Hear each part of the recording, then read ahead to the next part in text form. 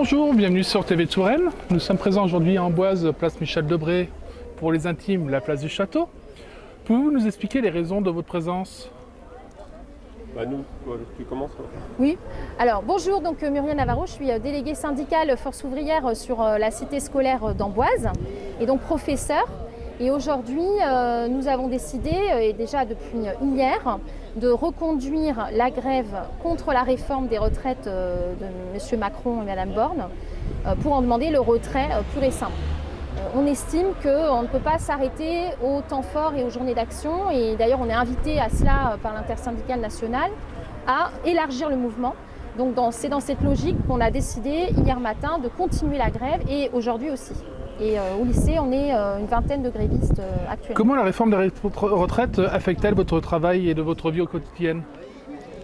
La réforme des retraites, elle affecte surtout, c'est pas tellement notre travail, mais notre façon de penser justement le travail comme étant une période de notre vie qui doit précéder donc une retraite qui doit être aussi notre période de la vie. Donc on veut profiter de la retraite et après un travail comme tous les travailleurs mérités, parce qu'aussi on voit mal comment à 64 ans, 65 ans, voire plus, pour pouvoir bénéficier d'une retraite au taux plein, se retrouver devant des élèves, du primaire au secondaire. Comme on dit souvent, l'âge des élèves ne change pas, mais l'âge des professeurs évolue. Et on n'est pas devant une classe de la même manière à 20 ans, 30 ans, 40 ans, 50 ans, 60 ans, comme on peut facilement l'imaginer. Et puis aussi parce que c'est vrai que les enseignants commencent à travailler, on va dire, autour de 24 ans. Donc beaucoup pensent qu'ils vont s'arrêter, de toute manière ils ne pourront pas prendre la retraite avant 65 ans quoi qu'il arrive. Sauf qu'avec la réforme, il y aura une décote plus sévère, et c'est-à-dire que la pension avec laquelle ils partiront sera beaucoup plus faible que celle aujourd'hui au même âge, à 64-65 ans.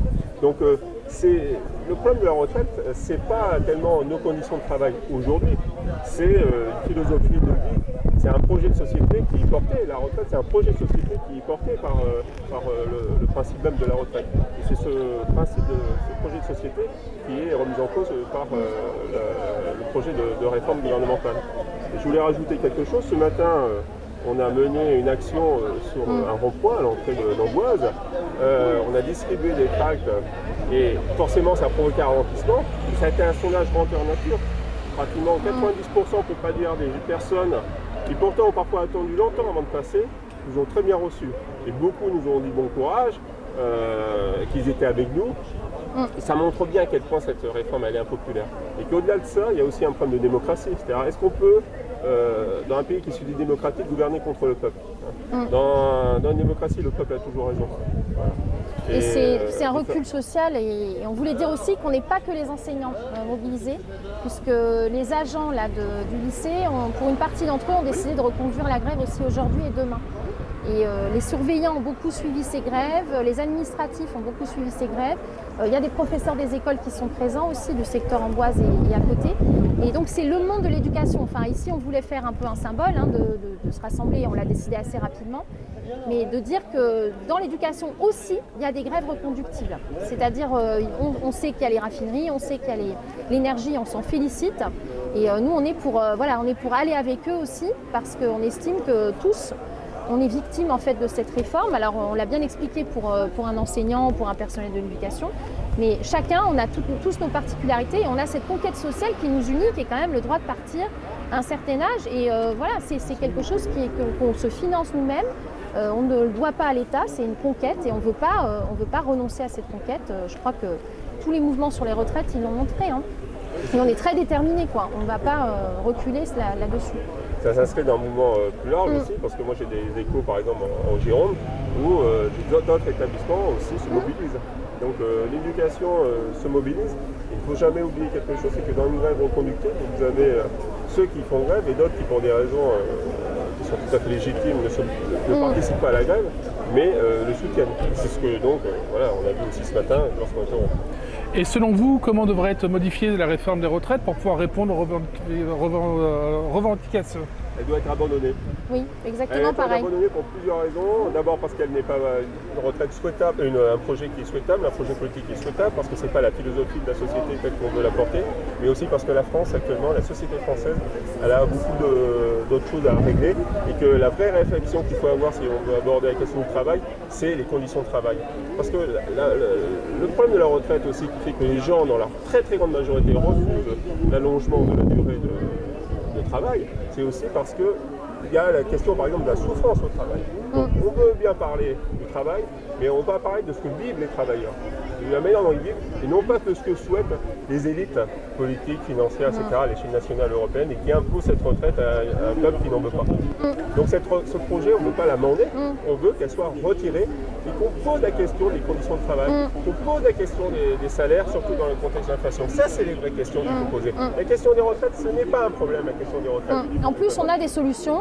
D'une part, nous, on nie tout à fait et on s'appuie sur le corps pour dire qu'il n'y a pas de déficit. Donc, il n'y a pas de problème de financement. D'autre part, quand il y aura un problème de financement, il y a des solutions et nous, on est prêt à les exposer sans aucun problème. On les expose d'ailleurs à travers nos représentants et je pense qu'elles sont tout à fait crédibles.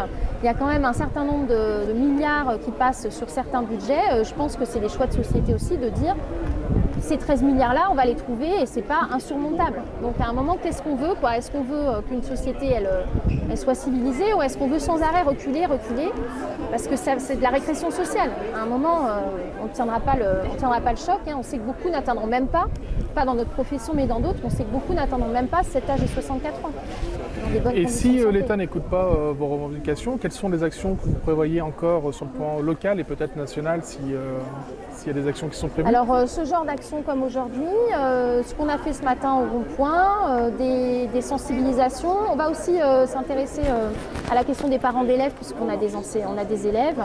Comment on peut s'adresser aussi aux parents d'élèves qui sont des salariés, leur expliquer et puis pourquoi pas les rencontrer pour certains parce qu'ils sont salariés, ils sont aussi concernés. Ici, il y a des représentants de FO Santé, des personnels qui travaillent au CHU de l'hôpital. Donc c'est une manière aussi de prendre contact, continuer à avoir ces contacts en fait aussi en interprofessionnel avec des salariés du privé. Mais oui, le côté local, c'est-à-dire qu'on se réunit beaucoup là au niveau des écoles, des collèges et des lycées d'Amboise. C'est bien parce que c'est proche des gens aussi et ça permet à tout le monde de venir, et à tout le monde de se mobiliser, quelle que soit la manière de le faire. On a une caisse de grève, on a des initiatives qu'on discute tous les jours. Donc en fait, c'est un peu au fur et à mesure. On ira bien sûr à la manifestation de samedi après-midi et on ira dans toutes les initiatives intersyndicales. Une de vos collègues tout à l'heure nous a informé que vous avez des collègues allemands qui sont présents aujourd'hui en Touraine. Et pour eux, normalement, ils n'ont pas le droit de faire grève. Ils ont découvert cela. Et comment ils ont pris la chose?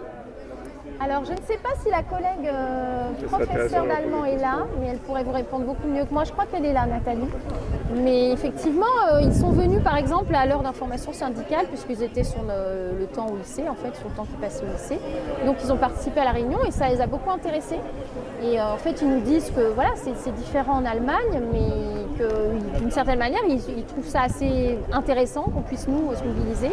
Ils trouvent ça courageux aussi. Et je pense qu'on partageait pas mal de choses sur aussi la pénibilité au travail d'un enseignant passé 66, 65, enfin 60. Pour eux, c'est 67 ans quand même, l'âge légal.